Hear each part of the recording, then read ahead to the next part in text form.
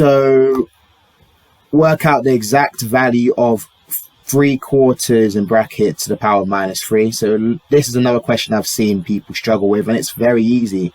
You just need to understand what this indices here, the minus to the power of -3, is doing. So 3/4 to the power of -3, what the minus is doing is basically flipping this fraction, so making this fraction a reciprocal of itself, which basically means you're doing 1 divided this fraction.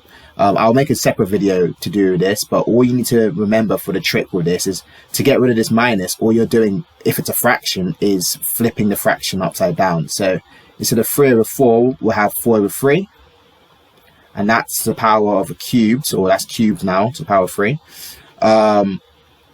And now to work this out, all you do is just cube the numerator and the denominator. So 4 cubed is 64, and 3 cubed is 27, and those can't be that can't be simplified. So your answer is 64 over 27, and that's that.